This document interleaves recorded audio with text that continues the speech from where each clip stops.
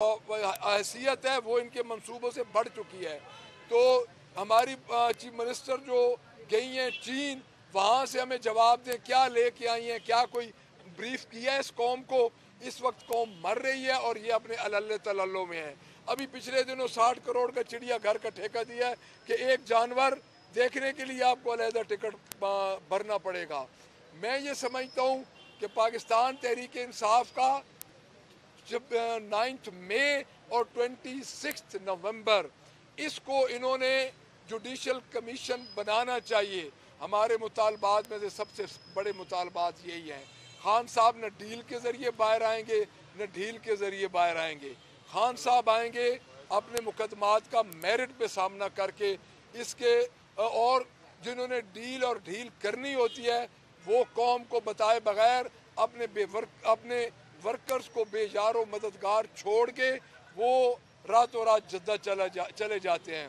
تو ہم یہ سمجھتے ہیں کہ اب اس ٹک ٹاکر گورنمنٹ کا آخری ٹائم آ چکا ہے اور انشاءاللہ تعالی یہ ہمیں دیوار میں چننے کی بجائے خود چنے جائیں گے. Thank you very much. جی اب آپ بتائیں جی آپ کیا کہیں. سر ابڈکشن کی کوشش ہوئی تھی, ہم نے بچایا اس کو. ابڈکشن کی کوشش ہوئی تھی, ہم نے بچایا اس کو. سنم جاوید بتا رہی ہیں کہ اس کی ابڈکشن کی کوشش ہوئی اور انہوں نے اس کو بچایا, بچے کو. بلال نام تھا اس کا, یہ لے گئے ساتھ.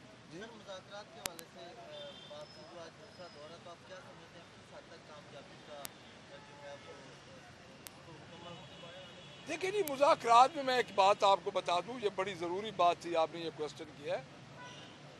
ہم نے 8 مئی کے بعد 8 فیبروری کے بعد ہم نے تمام تر اس کو سمجھتے ہوئے کہ یہ گورنمنٹ سو کالڈ 47 فارم کی گورنمنٹ ہے, ہم نے پہلے دن سے ایک مطالبہ کیا کہ 9 مئی کا بنا دیا جائے جوڈیشل کمیشن.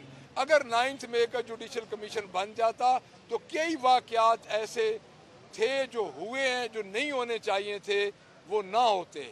تو ہم یہ سمجھتے ہیں کہ مذاکرات, ہم پہلے دن سے یہ کہہ رہے ہیں کہ اگر یہ اپنے آپ کو بااختیار جمہوری حکومت سمجھتی ہے تو یہ آئے اور جوڈیشل کمیشن بنائے. یہ کیوں نہیں بناتی؟ اور ہم اب بھی یہ سمجھتے ہیں کہ ہماری طرف سے بانی P T I Imran Khan کی منظوری سے یہ مذاکرات کی کمیٹی بنی ہے اور یہ آخری ٹائم ہے ان کے پاس. اگر یہ اس دفعہ مذاکرات نہیں کامیاب ہونے دیتے, جو کہ میں یہ سمجھ رہا ہوں کہ مسلم لیگ نون اس میں اس کا یہ ضرور ہوگا, اس کا ایک جو ایکسٹریمسٹ گروپ ہے وہ یہ کہہ رہا ہے کہ مذاکرات کامیاب نہ ہو, وہ ڈنڈی ضرور ماریں گے اور وہ ڈنڈی ان کے انشاءاللہ تعالی میں ان کو گلے میں پڑے گی. اور اگر مذاکرات کامیاب نہ ہوئے تو خدا نہ خواستہ گاڈ فاربڈ یہ ملک ڈیسٹیبل ہو سکتا ہے. جی تھینک یو.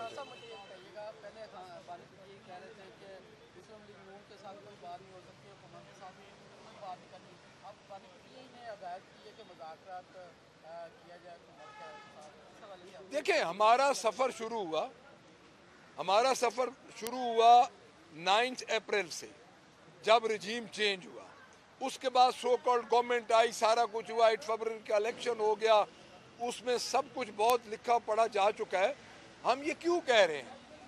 ان کا سفر شروع ہوا 8 فروری سے اور ختم ہوا 26 نومبر پہ. انہوں نے اور ہمارے ساتھ کیا کرنا تھا؟ ہماری لاشیں انہوں نے گرائیں, نہتے جلوس پہ اس وزیر اعظم کے حکم پہ گولی چلائی گئی اور ہمارے ورکر شہید ہوئے, اور ان کو شرم نہیں آتی کہ یہ ہمارے سے لاشوں کی تعداد پوچھ رہے ہیں. ہم مذاکرات کے لیے کیوں بیٹھے؟ ہم اس لیے بیٹھے کہ ہم سمجھتے ہیں کہ یہ گورنمنٹ ناجائز ہے. ہماری اسپیشل سیٹس انہوں نے روکی ہوئی ہیں جو کہ سپریم کورٹ نے ہمیں دے دی تھی, اس کے باوجود ہم اس لیے بیٹھے کہ ان کے پاس کوئی حجت تمام نہ ہو. اور جب انہوں نے گولی چلائی تو جو ان کو لانے والے آقا تھے ان کو بھی کچھ سمجھ آئی کہ ایک لاش ہے اس حکومت کی شکل میں جو ہم نے اپنے سر پہ ڈالی ہوئی ہے, اس سے ہم جان چھڑائیں, اور انہوں نے ان کو کہا کہ ان کے ساتھ مذاکرات میں بیٹھے. تھینک یو جی. اب جو آپ نے بات کی کہ ورکر جو ان کے اوپر گولی چلی, اگر آپ اقتدار میں آتے تو ان کے خلاف کیا آپ کارروائی کریں گے؟ ڈیفینیٹلی کریں گے. دیکھیں میری بات سنیں, آپ یہ سمجھتے ہیں کہ ایک نہتے جلوس پہ ایک سو کالڈ جمہوری حکومت ہو اور اس دور میں اس پہ ڈائریکٹ گولی چلائی جائے؟ आप मुआब को डिस्पर्स करने के लिए आपके पास और ज़्यादा तरीके हैं, आपके पास वाटर कैनन मशीनें हैं, आपके पास शेलिंग है। अभी मैंने कल उसमें पब्लिक काउंट्स में ये बात की है, 1,67,000 इन्होंने एक्सपायरी शेल ज़ाया किया है और ज़ाया हमारे ऊपर हुआ है। और किधर गया है वो जो डिस्पोज ऑफ हुआ है पाकिस्तान तहरीक इंसाफ के वर्कर्स पे हुआ है। तो मैं ये समझता हूँ कि कोई कत्ल, एक कत्ल हो तो पूरी इंसानियत का कत्ल है। ये शहबाज शरीफ के गले पड़ेगा और हमने उस पर एप्लीकेशन दी हुई है और ये दूसरों के गुनाह अपने गले डालते डालते ये खुद ख़त्म हो जाएंगे। Thank you.